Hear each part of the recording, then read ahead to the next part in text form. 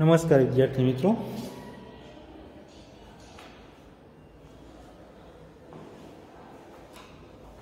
શ્રી સત્યપ્રકાશ વિદ્યાપીઠ તરફથી યુટ્યુબ ચેનલના માધ્યમથી શિક્ષણ કાર્ય આપવામાં આવી રહ્યું છે.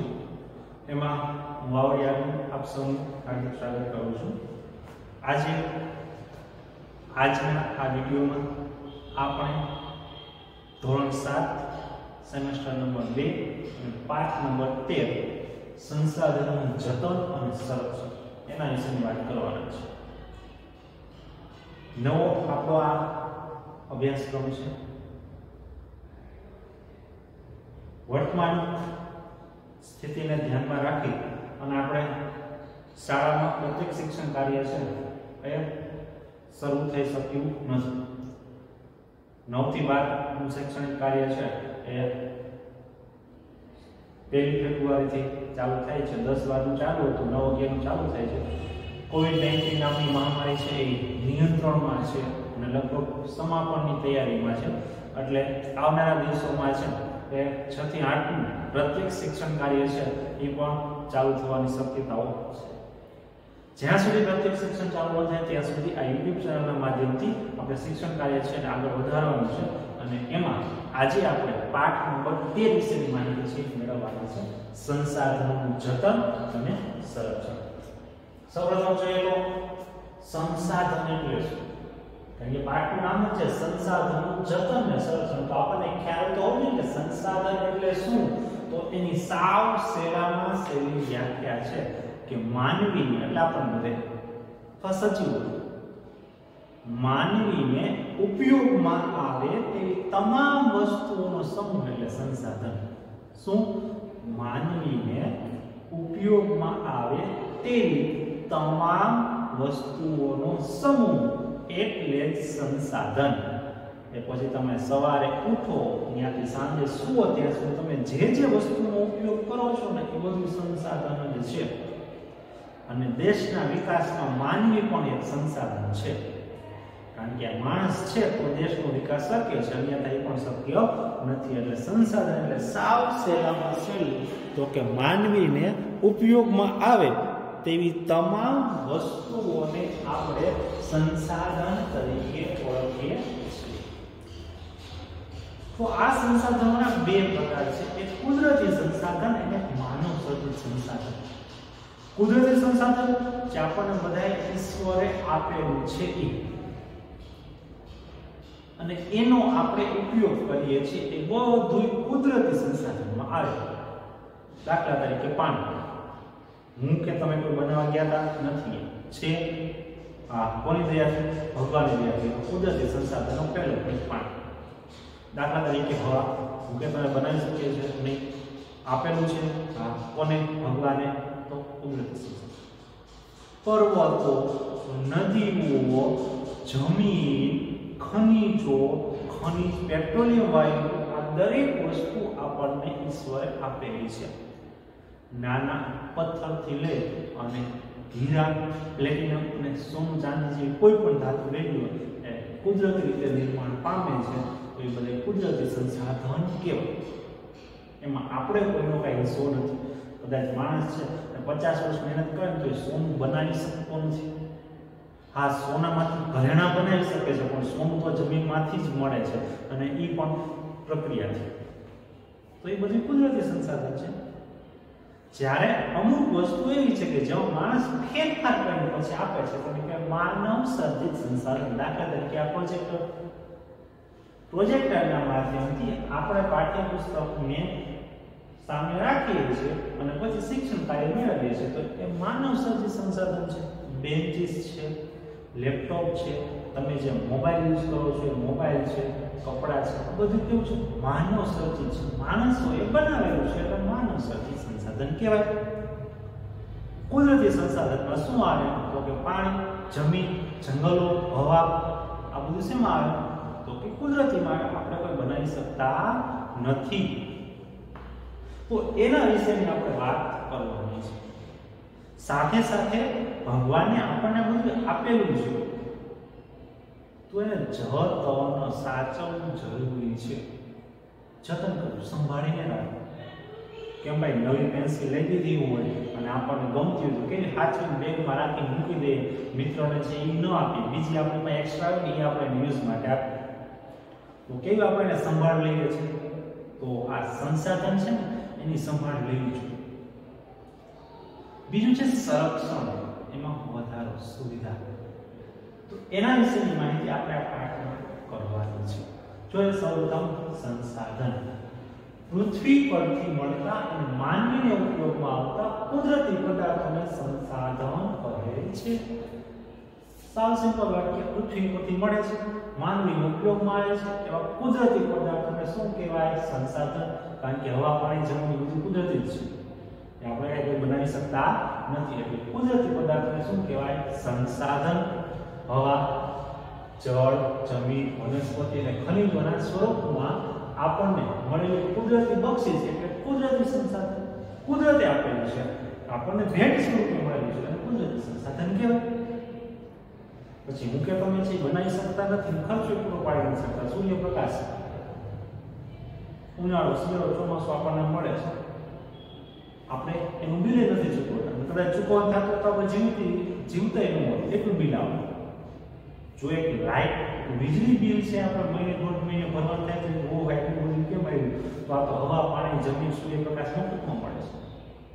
તો એને સાચું સંભાળીને રાખો, ખોટો બગાડ ન કરો. સંસાધનો રાષ્ટ્રીય અર્થતંત્રની કરોડરજ્જુ છે. ખાસ આ વાક્ય યાદ રાખજો. સંસાધનો રાષ્ટ્રીય અર્થતંત્ર એટલે દેશના અર્થતંત્ર એટલે વહીવટમાં કરોડરજ્જુ સમાન છે, ખૂબ જ મહત્વની છે. આપણા શરીરમાં કરોડરજ્જુ ન હોય તો આપણે છે એ હાલી ચાલી શકીએ નહીં. કરોડરજ્જુ એટલે પીઠની પાછળમાં જે ભાગ છે સીધો દોરડા જેવો હોય, પીઠની પાછળ જે આપણા મસ્તકથી છે જોડાયેલો, અને એ કરોડરજ્જુ છે તો જ આપણે છે હલનચલન ને બધું કરી શકીએ છીએ, અને આપણે ન થઈ શકે.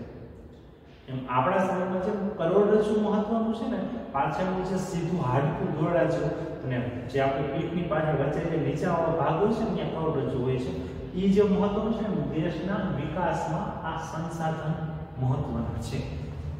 તે લોકોની શક્તિ અને સમૃદ્ધિને આધારસ્તંભ છે. લોકોની શક્તિ અને સમૃદ્ધિ કોઈ ઉપર આધાર કોના ઉપર? સંસાધન ઉપર. કારણ કે ભગવાને આપ્યું છે એનો આપણે ઉપયોગ કરીએ છીએ.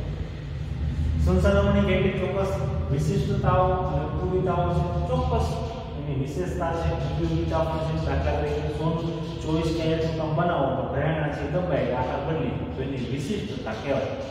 પછી ઉપયોગિતા, ઘરેણાં આભૂષણો બનાવવા માટે ઉપયોગિતા કરે છે. સામાન્ય રીતે સંસાધનો મર્યાદિત માત્રામાં જ ઉપલબ્ધ છે. સંસાધનો કેવા છે? તો કે મર્યાદિત પ્રમાણમાં જ છે, વધારે પડતા પ્રમાણમાં છે એ સંસાધનો નથી.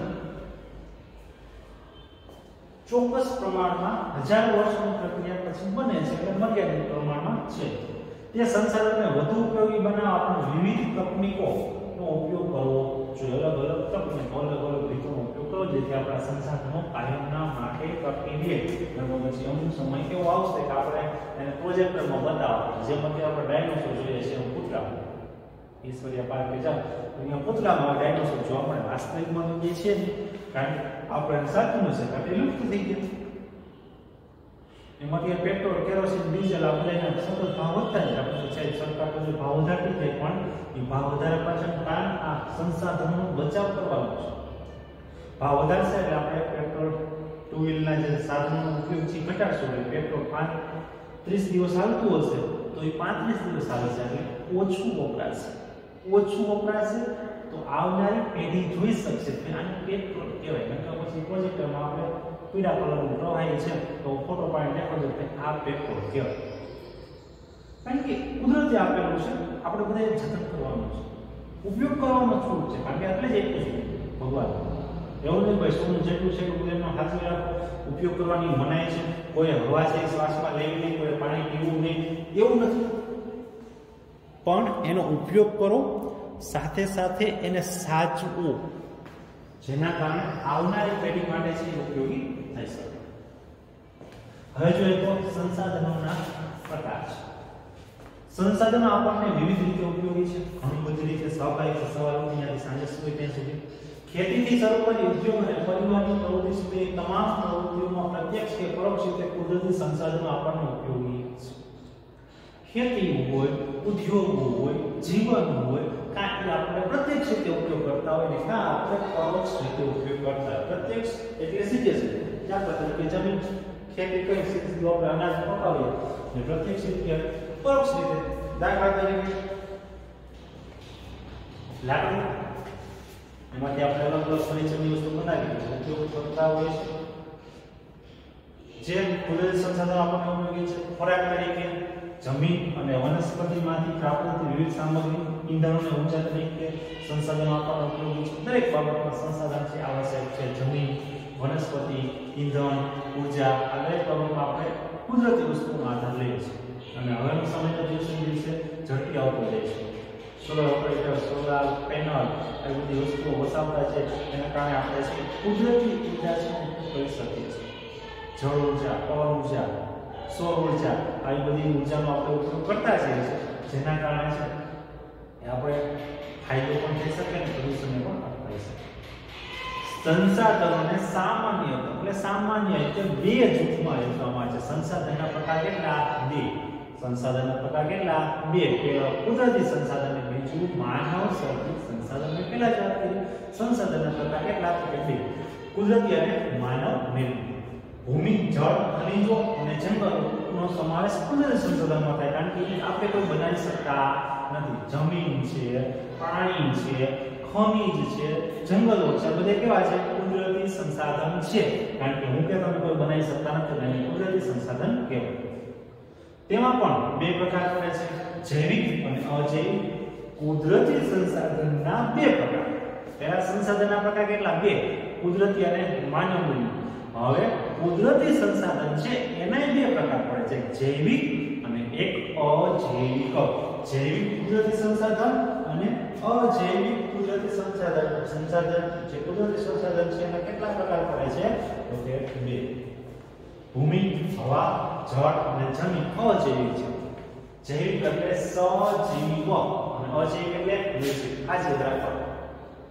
જૈવિક સંસાધનો એટલે કેવા? તો કે સજીવ. જ્યારે અજૈવિક એટલે નિર્જીવ. જો તો જમીન, હવા, પાણી આ બધા કેવા છે? અજૈવિક છે. જ્યારે જંગલો અને પ્રાણીઓ જૈવિક સંસાધનો છે. જંગલો, વનસ્પતિ, પ્રાણી આ બધા સજીવ છે તો કેવા કહેવાય? જૈવિક સંસાધનો કહેવાય. માનવીય સર્જેલા ઔદ્યોગિક એકમો, સ્મારકો, ચિત્રકળા અને સામાજિક સંસ્થાઓ વગેરે માનવ નિર્મિત સંસાધનો છે. માણસોએ બનાવેલા. તાજમહેલ સંસાધન છે તો કે હા કેવું? માનવ નિર્મિત. લાલ કિલ્લો, આગ્રાનો કિલ્લો, ફતેહપુર સિક્રીનો બુલંદ દરવાજો, અમૃતસરનું જે પણ કાંઈ સ્વર્ણ મંદિર છે, મોઢેરા સૂર્ય મંદિર, રાણીની વાવ આ બધા સંસાધન જ છે પણ કેવા? માનવ નિર્મિત. માણસોએ બનાવેલા. માણસો સર્જેલા ઔદ્યોગિક એકમો, પછી ઉદ્યોગો હોય, સ્મારકો હોય, સ્ટેચ્યુ ઓફ યુનિટી સંસાધન છે કેવું? માનવ નિર્મિત. ચિત્રકળા વગેરે માનવ નિર્મિત સંસાધનો છે. મનુષ્યમાં રહેલા જ્ઞાન, બુદ્ધિ, કૌશલ્ય, સ્વાસ્થ્ય અને અન્ય ગુણોનો સમાવેશ માનવ સંસાધનમાં થાય છે. માનવીની બુદ્ધિ અને ચતુરાઈથી જે વસ્તુનો ઉપયોગ કરવામાં આવે છે એ બધાનો સમાવેશ શેમાં થાય છે? તો કે માનવ નિર્મિત સંસાધનનો એનો ઉપયોગ થાય છે. કુદરતી સંસાધનના વિકાસ માટે માનવ સંસાધન હોવું જરૂરી છે. કુદરતી સંસાધનના વિકાસ માટે માનવ સંસાધન હોવું જોઈએ. પુસ્તકમાં હવા છે, પાણી છે, જમીન છે પણ માનવ વસ્તી જ નથી તો એનો ઉપયોગ છે એ શક્ય નથી. એટલે કુદરતી સંસાધનનો વિકાસ ત્યારે જ થાય જ્યારે માણસ હોય, માનવ સંસાધન તરીકે કાર્ય કરે ત્યારે કુદરતી સંસાધનનો આપણે ઉપયોગ કરી શકીએ છીએ. તો કુદરતી સંસાધનના મુખ્ય પ્રકાર કેટલા? તો કે બે. એક કુદરતી, જૈવિક અને બીજું અજૈવિક. ખાલી સંસાધનના પ્રકાર છે તો પણ કેટલા? બે. કુદરતી અને માનવ નિર્મિત. હવે કેટલાક એવા સંસાધનો છે કે જે ચોક્કસ સમયમાં સ્વયં નિર્માણ પામે છે. એટલી એવી વસ્તુઓ છે કે જે ચોક્કસ સમયમાં પોતાની રીતે બને છે. દાખલા તરીકે ખનિજ તેલ. જો કે તમે કોઈ જમીનમાં છે પેટ્રોલ, ડીઝલ ઓઇલ બધું નાખવા જાય છે ના, ચોક્કસ સમયગાળા દરમિયાન બને છે, આપણે એમાંથી કાઢીએ છીએ અને છૂટું કરીએ છીએ તાપી જે ભઠ્ઠી છે એમાં અને પછી અલગ અલગ રીતે ઉપયોગમાં લઈએ છીએ. ઝાડ પાન પશુ પક્ષી વગેરેમાં પોતાની જાતે પેદા થવાની ક્ષમતા ઉર્જા આપણે વાવીએ છીએ વૃક્ષો કોઈની જાતે છે પછી આગળ વધે છે આમ વન અને વન્યજીવ ચોક્કસ સમયમાં નિર્માણ પામતા છે વન અને જંગલ વન્યજીવો જંગલી પ્રાણીઓ ચોક્કસ સમયમાં નિર્માણ છે પામતા જાય છે આપણે ઉપયોગ કરતા જઈએ છીએ હવે આ સંસાધનનું સંરક્ષણ